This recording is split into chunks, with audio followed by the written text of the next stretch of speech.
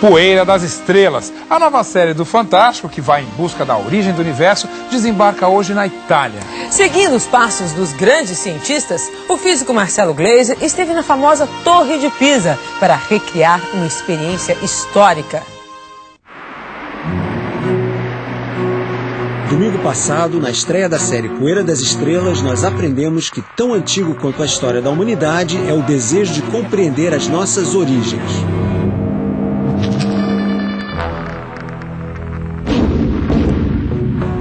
De onde viemos? Como surgiu o universo? E o nosso planeta? Como nasceu?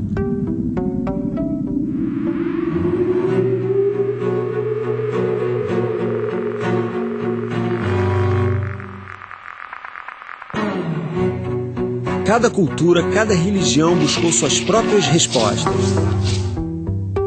Mas houve um momento em que a curiosidade falou mais alto e os dogmas religiosos passaram a ser questionados.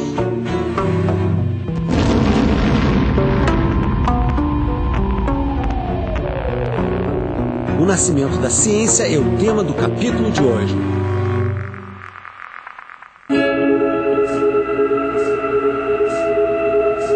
Os gregos foram os primeiros a tentar entender a origem do universo sem a ajuda ou interferência da religião.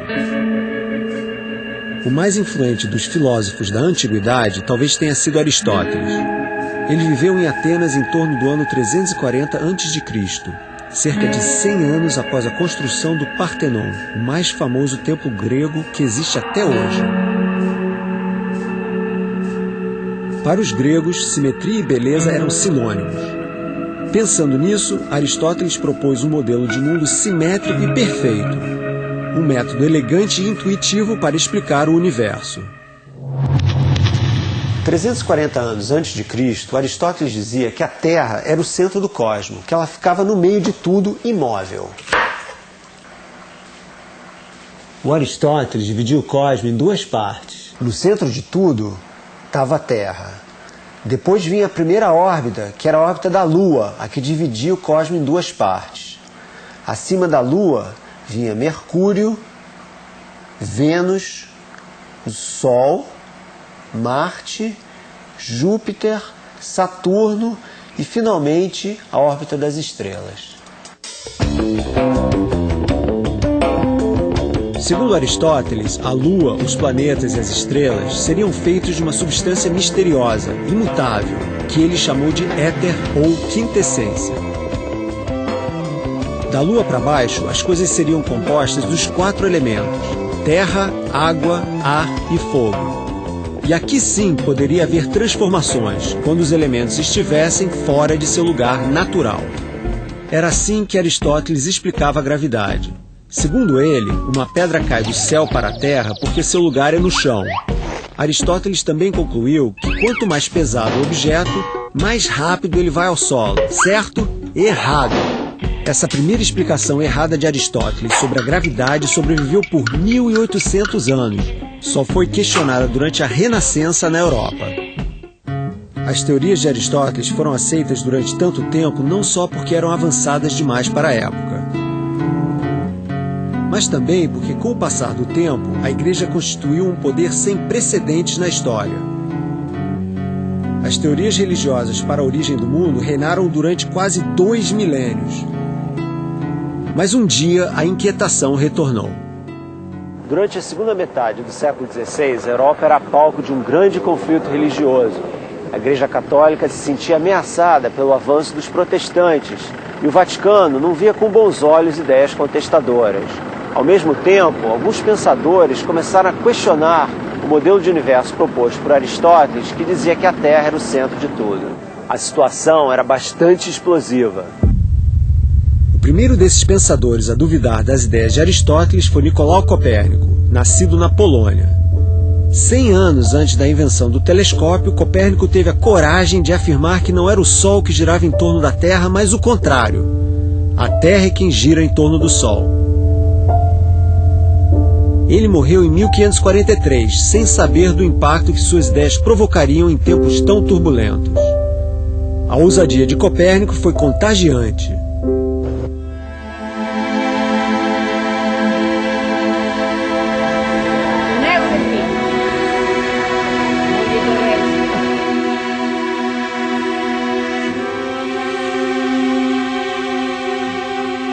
Aqueles que teimavam em contestar a Igreja Católica acabavam na fogueira.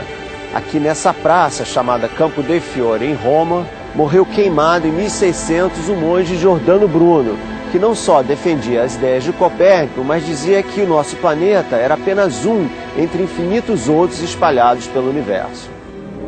Mais cauteloso, mas não menos questionador, foi Galileu Galilei, físico, astrônomo e filósofo que nasceu na Itália, na segunda metade do século XVI. Galileu tratou de derrubar as ideias de Aristóteles sobre a gravidade de maneira científica, na prática.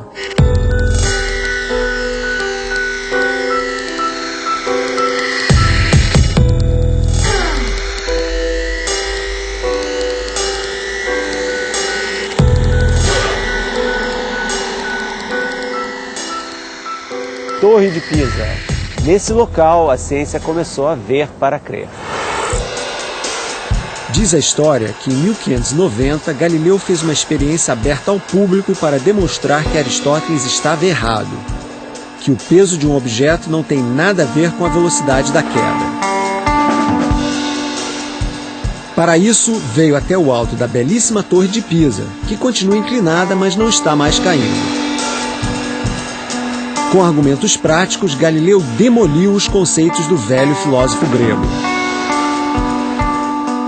Segundo Aristóteles, se eu jogasse daqui de cima uma formiguinha e um elefante, o elefante cairia muito mais rápido. Os gregos antigos não faziam experimentos para testar suas ideias. E essa é a marca da ciência. Ideias devem ser sempre testadas antes para serem aceitas depois. Galileu foi o pioneiro do que se conhece hoje como método científico. Ver para crer, em vez de crer para ver. Daqui do alto da Torre de Pisa, Galileu jogou dois pesos diferentes ao mesmo tempo e os dois chegaram juntos ao chão. O fato é que objetos de pesos diferentes caem ao mesmo tempo. Galileu não sabia explicar exatamente por que isso acontecia.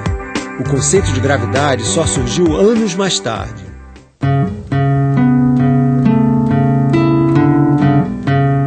Nascido em Pisa, foi em Florença que Galileu passou grande parte de sua vida.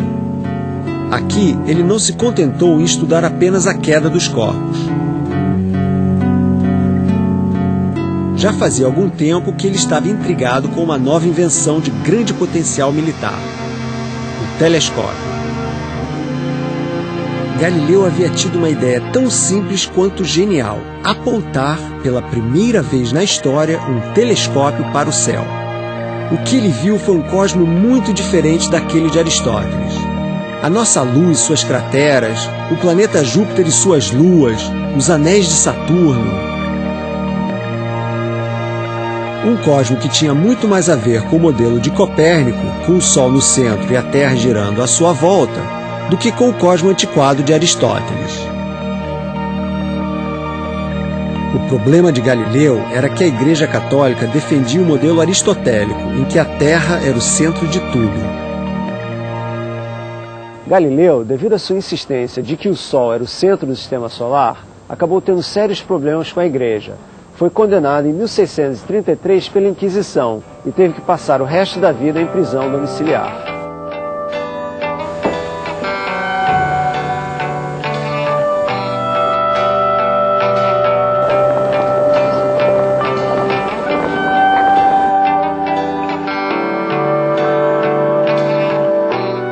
Para não acabar na fogueira como Giordano Bruno, Galileu abjurou.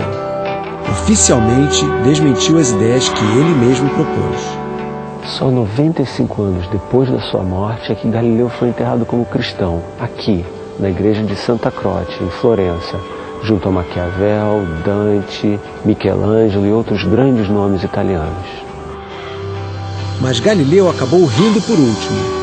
Sua obra espalhou-se pela Europa, acelerando a revolução científica que deixou Aristóteles para trás. A Igreja Católica só retratou-se em 1992, quando o Papa João Paulo II lamentou o tratamento dispensado ao grande astrônomo italiano. Galileu passou seus últimos anos morando aqui, nessas colinas, em Florença. Ele não foi o inventor do telescópio, mas foi o primeiro a ter a ideia de apontar um para os céus. E o que ele viu mudou para sempre a nossa concepção do universo. No próximo capítulo, a relação conturbada de dois gênios da ciência, Kepler e Brahe. Em Praga, o berço da nova astronomia.